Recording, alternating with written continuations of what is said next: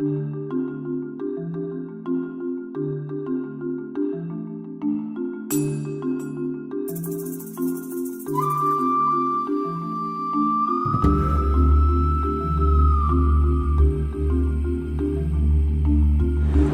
will covet other people's homes. That's why it says in the Bible, thou shalt not covet thy neighbor's home, because people do, and they shouldn't, but they do, because these homes are valuable and they're desirable.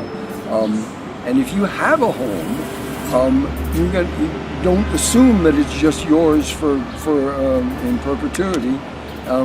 You have to defend it. I think that's the basic lesson about human nature, is that you have to defend your home.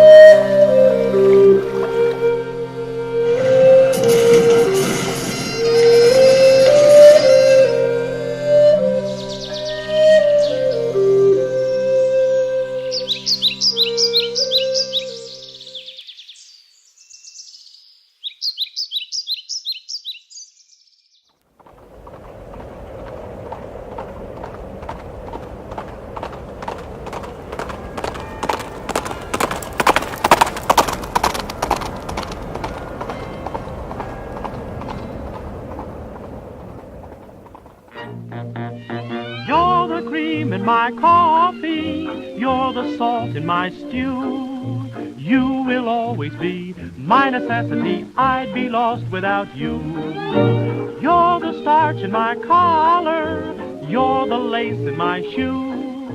You will always be my necessity, I'd be lost without you. Most men tell love tales, and each phrase dovetails.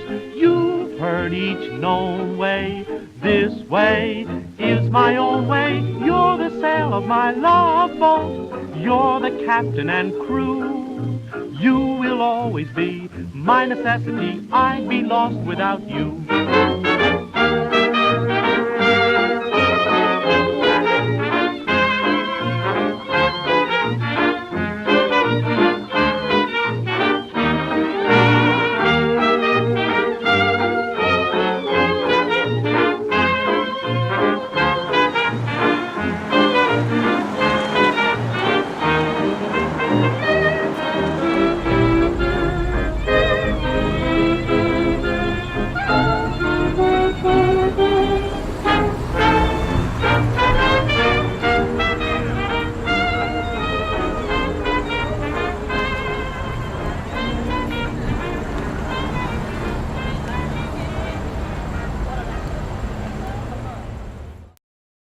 We started this garden and we didn't know we were going to do what we did. And now people see this garden as part of them.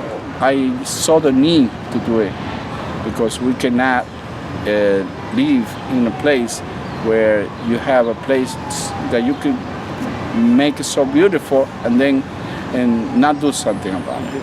For me, the importance of this garden is to keep it as a garden and not to let any landlords and come and build a high riser and then it would take away really the beauty of the neighborhood. Really, what we're doing is bringing people in and putting it together. That's it.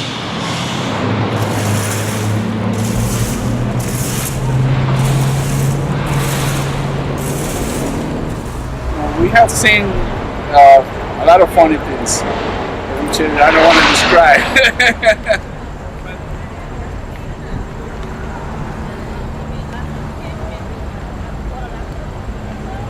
I think it's Julia. You know, she was just so terrific.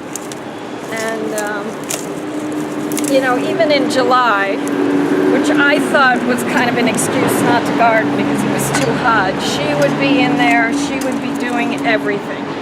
So I just decided, you know, if we could name this garden after her, because she did pass away in 2010, and a lot of us, you know, would love to be able to remember her with the garden's name.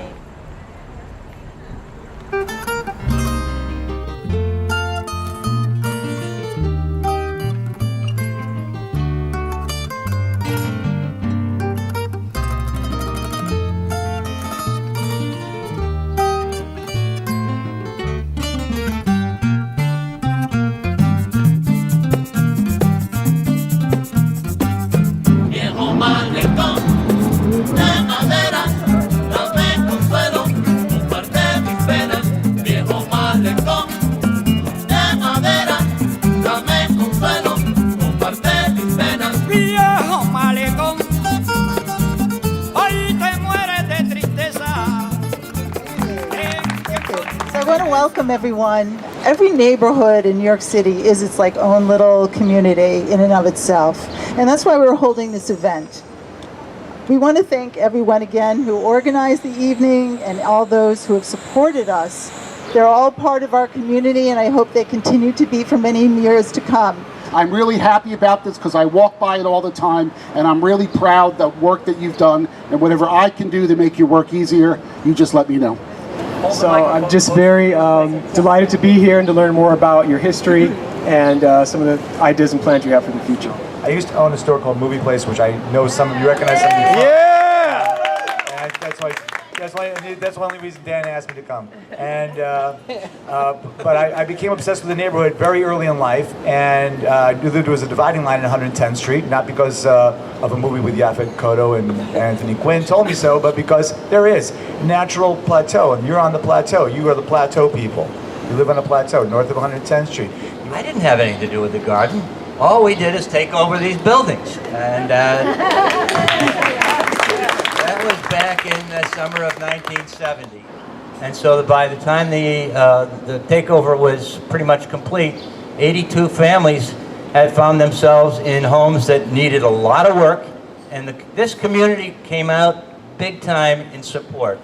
And eventually, this community garden became an expression of that feeling. So I was very grateful to the students at Columbia who were part of this takeover. It was a great summer. I got very politicized and realized the importance of organizing. I have friends who got married here. There were always activities on the grounds because we always were worried that we had to have activities so that they would see that they had a lot of community support. I'll just say it really bluntly. We're under assault right now in Morningside Heights with directive overdevelopment from top to bottom. And we got to preserve what's beautiful and historic and human scale about this neighborhood. Yeah. And we can do that, absolutely. The neighborhood is gentrifying, as we know. But how do we do that in a way that preserves the tradition and the history and that allows for affordable housing? This garden has solutions for that, how that can occur. So thank you to the leaders for making it happen. Hoorah.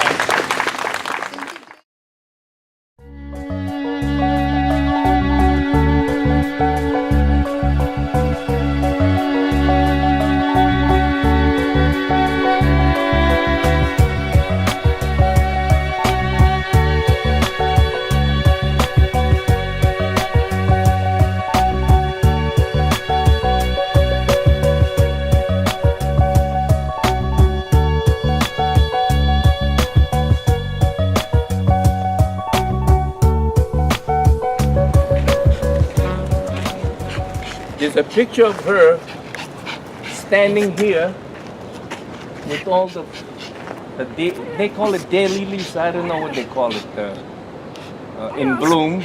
And Margaret took a picture of her the day before she died. And that's the picture that she put up in front over here that said, Julia Gabriel died, perennial gardener. Anyway, she had that sign out on the street, and this is where she passed away, right here. She was found by Esther, but she was already brain dead when she was here.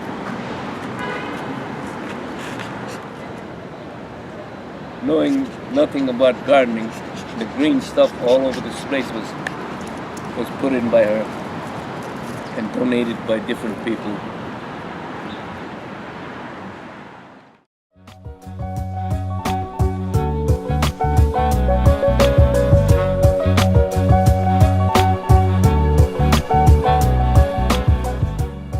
Because we had unity, this place is still here.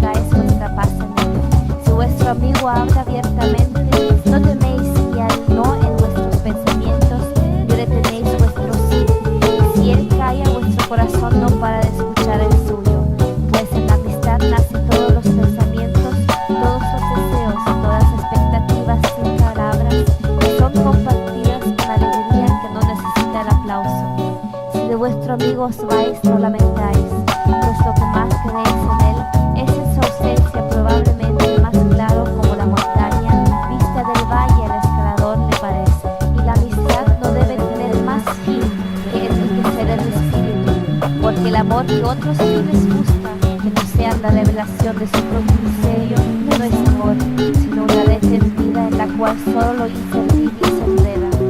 Dad lo mejor para vuestro amigo. Conocer la baja mar de vuestra marea, permitidle conocer vuestras inundaciones, pues que es un amigo al que se busca solo para matar el